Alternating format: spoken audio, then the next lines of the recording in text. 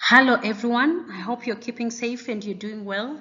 Please stay at home if you have to be in the home and try to keep social distance as well as keeping the hygiene measures like washing your hands oftenly and probably using alcohol-based sanitizers.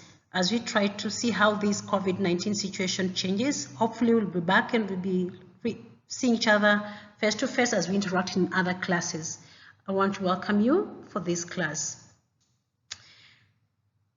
Today we want to look at group counseling in children, and I'm just picking up from where we left last time in terms of the therapies that are used in children. We looked at art therapy, an overview, just an overview, not going to deep details.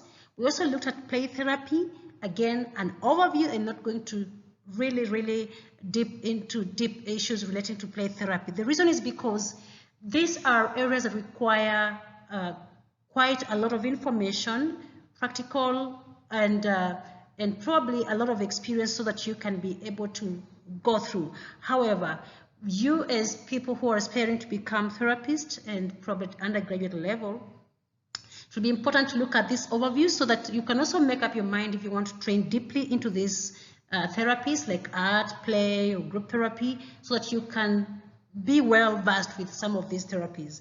So we want to look at the overview of group counseling in children. I am aware that the program also has a group dynamics class, so there is much that is covered there. But now we want just to customize a little of this information on children. But we will be drawing so much from the other course in group dynamics, and I hope this is going to be very relevant. So when we define a group, what is it? Usually, if I use this gliding definition, it's where two or more people meet face to face for an interaction, very interdependent, but they come knowing that they are coming to resolve a matter that they are facing in terms of similarity.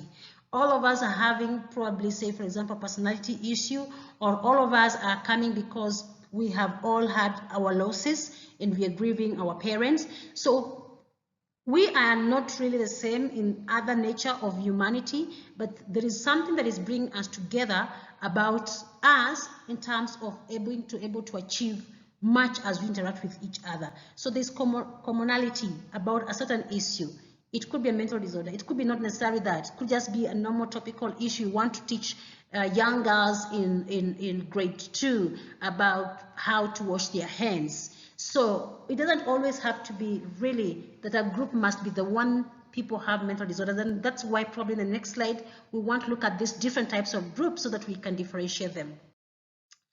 Some of the types of groups that we do have is one, the psychoeducation group.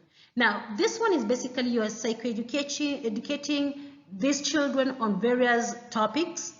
As I said, for example, we could be psychoeducating, and I know some of you are already doing this out on how to wash their hands, and how to use sanitizers, how to keep hygiene, on sex and safety, on personal safety measures. So you have a very specific topic that you want to teach, but from a psychological perspective, because they have a psychological implication if some of the things that you teach or some of this topic you've chosen is not well taken care of. For example, if someone does not wash their hands well, then they will be sick, and sickness can also make them be psychologically affected.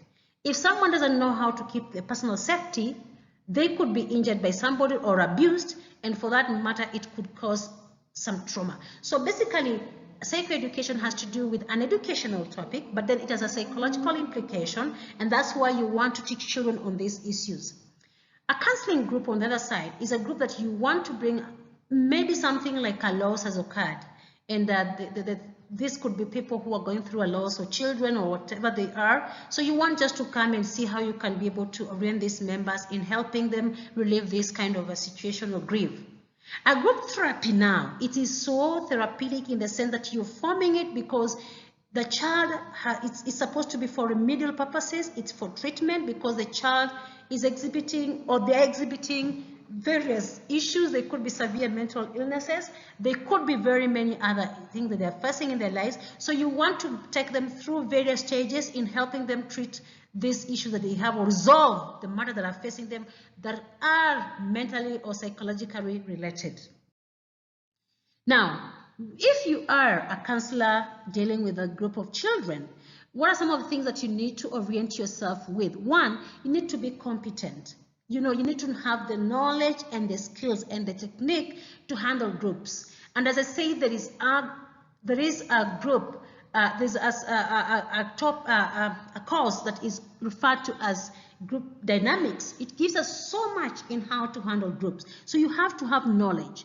You have to know how to use the counseling skills like reflection, paraphrasing, summarizing, constructive confrontation in handling a group. Secondly, one of the another task is usually that you need to have a direct communication traffic, so that as you engage these children, all of them, you are also having them talk to you as you talk to them, as you engage them, whether in art therapy or play therapy, etc.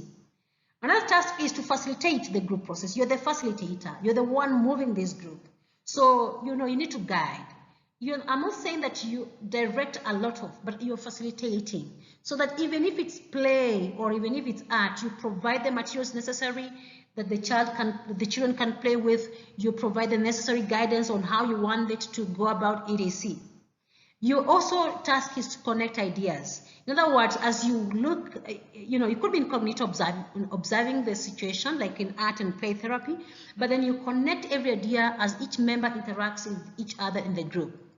You obtain a consensus. For example, you can agree. Can we agree that tomorrow everybody will be here by 8 in the morning or 9 in the morning? Oh no, me, I wake up in the morning. I wake up at 9. Oh, we wake up at 2. Okay, let's agree. What time does everybody want to be here? How many are saying 8? How many are saying 9? So you obtain a consensus. You moderate the discussions.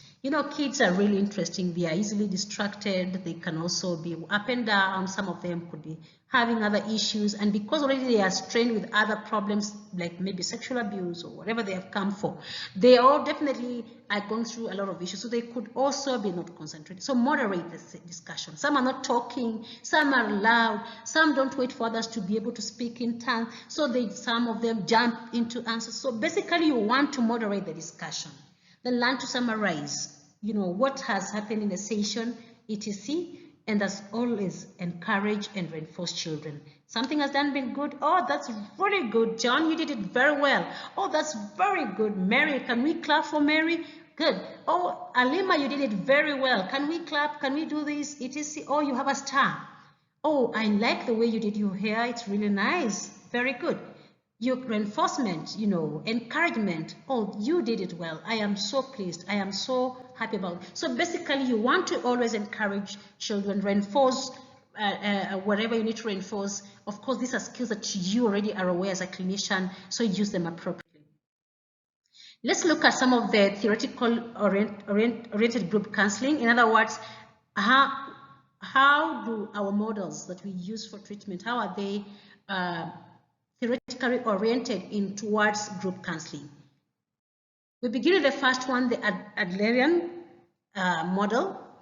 We're not going to go the histories because my assumption is that right now you've gone through various classes. You already understand the backgrounds of these models or approaches, and therefore you know each of them. But for Adlerian model or approach, it focuses on the history to understand how individuals are create their lifestyle. So they are looking into how they delve into the childhood and they get to know how is this child grown up to wherever they are. Not so much with the unconscious, but much about the surrounding of the child in terms of how they have developed where they are. They see human beings as social, and they believe that when they engage in groups, this will really help them deal with their problems, and they help them deal because of the support system from each other. They are going to resolve their matters amicably. They also believe that groups work together for cooperative tasks, and therefore they improve everybody's life. So that every child who participates in this group is because they are very cooperative in terms of tasks, and therefore this is going to improve their life. Reality therapy, it focuses on the ideas of belonging, power, freedom, and fun. And therefore they believe groups are the miniatures of real world. They portray a real world. And for them, children the way they act in this group is generally going to help them it gives them the power, it makes them belong, it gives them freedom to express themselves, and so more, even fun of having with each other, even though they are going through certain issues that could be affecting their life. But then these things are already brought into the group, so they actually feel good about it. They believe that as everybody interacts with one another, they are able to provide feedback to each other, and this helps them in terms of behavior change. Behavioral therapy, on the other hand, uses a lot of feedback and reinforcement to be able to help change the maladaptive behaviors. So, like for example, if a child behaves well, maybe they were not taking turns, they were not waiting for their turn to get, and they were throwing up into the answers quickly. And this time round, she lifted up her hand and said, can I say something? Yes, you can say, that is really good, and I'm happy you actually raised your hand. That is very good, and really that is a good job. So that reinforcement, that feedback helps actually change, and when you give them that feedback, next time they would actually be feeling good about raising their hands before they respond to any answer.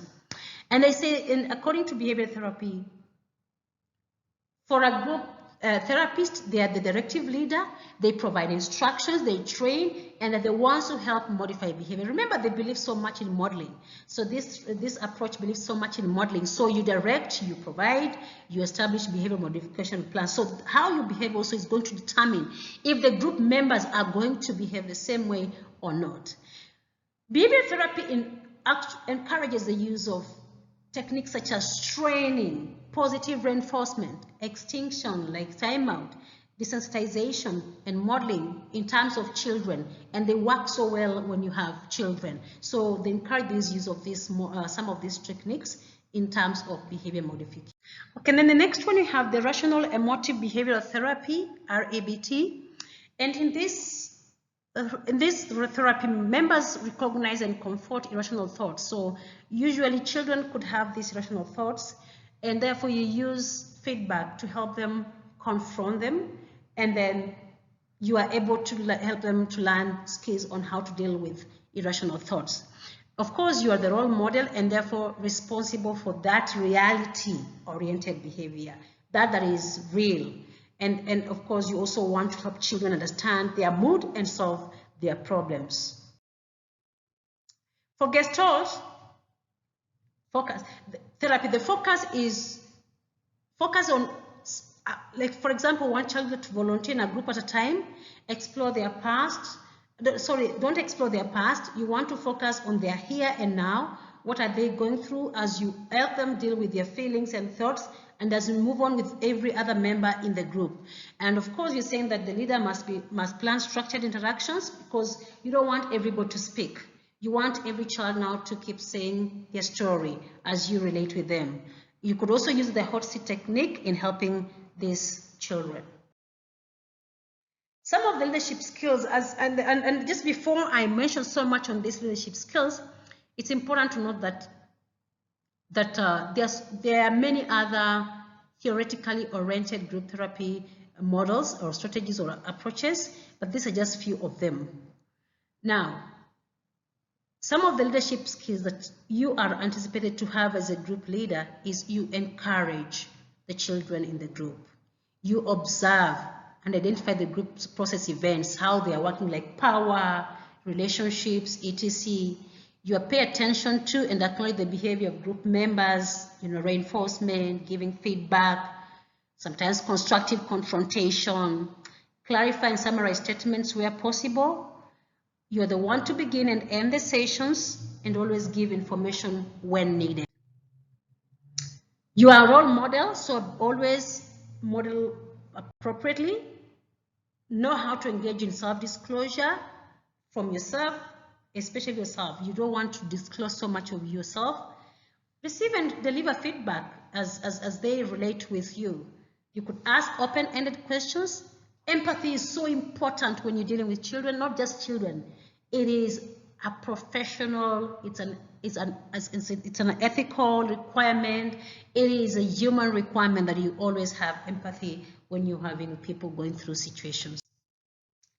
Help members recognize the meaning of an experience. How do you feel about this? How has this helped you, etc. Try to integrate and apply what they have learned. And then, of course, demonstrate ethical and professional standards, very, very key. And there's a course on ethics that is so key in helping us here. Keep the group focused on accomplishing its goals so that if there is any issue, you really want to also clarify. And every day, you want to ensure that if there's any goal that has been accomplished, you bring it to the attention of the members. Corey gives us some of the leader characteristics. 1, presence, be there for the clients. Personal power, always be aware of your power. You don't want to use your power in the wrong way. Have courage so that you know that there are risks and vulnerabilities that are involved in group therapy or in any way of therapy. Willingness to confront oneself when you're not honest and self-aware, confront. Be sincere and authentic when you are dealing with any client. Have a sense of identity in terms of your values, your strength and limitation. Your belief system in the system for the group process, you need to know. You must have your heart in that, whatever you're doing. If you are working with the kids, I'm sure every person is to seek behavior change. Inventiveness and creativity. Wow, for children, this is so key. You have to be innovative. You have to be creative. Anything that comes out, you're able to help the kids. So these are very, very key characteristics. And always say that you may not have everything, but in this profession of mental health, you strive to actually work on achieving or training to have this kind of characteristics. I'm saying that it's not everybody who can achieve everything, but you keep trying as you work with it. So how do you start a group? First is on selecting the group members. Do you want heterogeneous group? Do you want homogeneous? What makes you want heterogeneous group, and why do you want homogeneous group? So there must be reasons for that. Most important that it has to be an appropriate group, and the behavior has to be the one that you want to target to change. And of course, if it is if there's boys and girls, gender balance should be an issue. However, homogeneous groups are very easy to manage.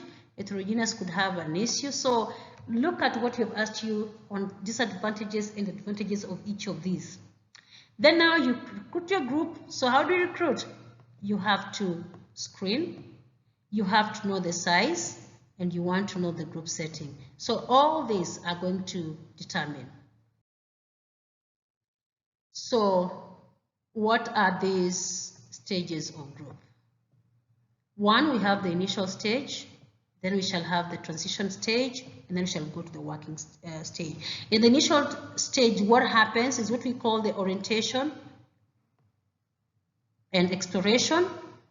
What happens here is mostly you want to get acquainted, you want to determine the structure and explore the members' expectations. So it's like you're drawing up what you want of this group. The next one is the transition stage, and there is a challenge and resistance occurs. So you may be challenged. There's anxiety among group members. Remember, yes, you've explored the expectations, you have the structure, you've known each other, but you don't know each other deeply, but just that because it's in the initial stage. So there's anxiety, power issues amongst others. Then you are working stage where we have cohesion and productivity. And here members focus on identifying goals and concerns.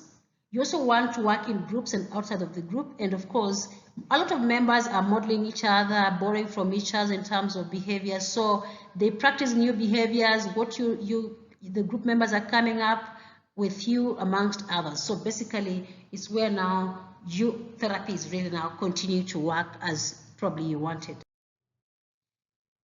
So these are just stages, but then what does the process entails? The first session. Again, when I talk about a session, does not mean one session. First session could take as many several sessions. But whatever happens here is you clarify. Very important is you clarify your rules and guidelines. You want to set them clearly. You set them with the members, not you. You don't impose rules. Members do set rules. You build cohesiveness and trust. You want to bring issues of confidentiality, issues of trust, you want to explain them well. You discuss that, confidentiality. You also want to tell members on how to listen to each other, for each other, and not just talking and rushing and bashing others. And you know, here you're dealing with children, so you want to be clear. Now, for the remaining sessions, whatever number of sessions they are going to take, depending on the circumstances and situation, you always summarize whatever happened in the previous session. You make sure that each session, when you come in, you establish the therapeutic atmosphere. You also remind members about the behaviors and expectations. You establish a relationship. And now, because without rapport, you're not going to go through the rest of the sessions. And now address. And rapport is not just the beginning of the first date you met these children. No, it is something that is continuous. So you definitely have to ensure that you keep creating rapport every other time you meet your members of your group.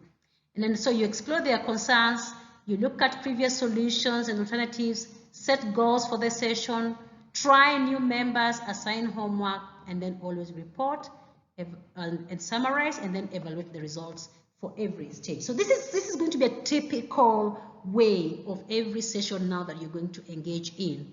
The first one is simply just initial stage, creating rapport, setting rules and regulations, contracting, giving information about the group, you know, building trust and confidence. And now these other sessions will definitely take up this kind of way of dealing with the issues as you move on.